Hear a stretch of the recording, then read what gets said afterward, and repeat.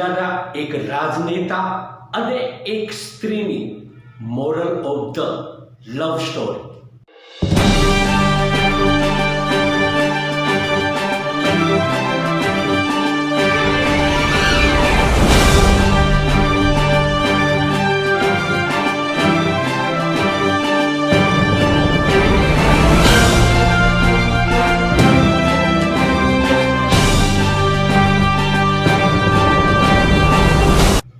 અમરેલી જિલ્લાના એક એમએલએ એક રાજનેતાની એક સ્ત્રી સાથે અફેરની moral of the love story.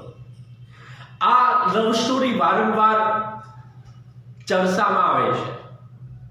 થોડા સમય પહેલા પાટીદાર યુવાન બન્ની ગજેરાએ પણ આ વિશે ખુલાસા કરવાના વિડીયો સાથે શ્રી ગણેશ કર્યા હતા. પણ હવે શ્રી ગણેશ કર્યા બાદ કશું બહાર આવ્યું નહીં. શું થયું? અવાજ દબાવી દેવામાં આવ્યો. વારંવાર આ સ્ટોરી કેમ રસપ્રદ બને છે? શું આ સ્ત્રી એ નેતા સાથે તોડપાણી કરે છે કે પછી આમાં સત્ય શું છે, હકીકત શું છે એ જનતા જાણવા માંગે છે.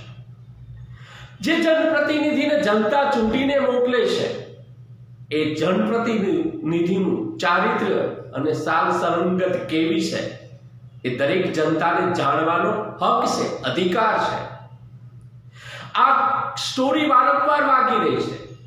આ સ્ટોરી વારંવાર ન્યૂઝપેપર અને મીડિયાની હેડલાઇન બની રહી છે. ત્યારે અમરેલી જિલ્લામાં ફરી વખત આ સ્ટોરી ન્યૂઝ મીડિયાના માધ્યમથી ફરી વખત ઉજાગર થઈ રહી હોય ત્યારે જનતા હવે આ કોણ નેતા છે, આ સ્ત્રી કોણ છે અને શું કેવી આ બંનેની moral of the love story છે એ જાણવા માંગે છે. જનતાનો રાઈટ છે, જનતાનો હક છે. જનતાએ જે જનપ્રતિનિધિ ચૂંટીને મોકલ્યો એના વિશે માહિતગાર થવું. ચાલો આ સ્ટોરીના મૂળ સુધી પહોંચવાના પ્રયાસો કરીએ.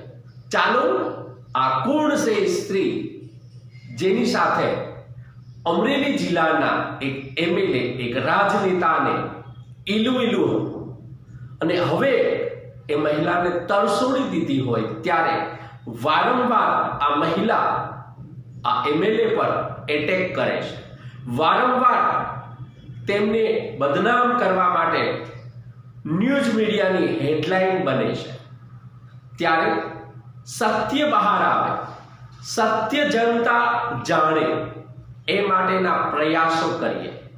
આવો કોણ છે આ એમએલએ, કોણ છે આ અમરેલી જિલ્લાનો રાજનેતા જેની એક સ્ત્રી સાથે moral of the love story છે.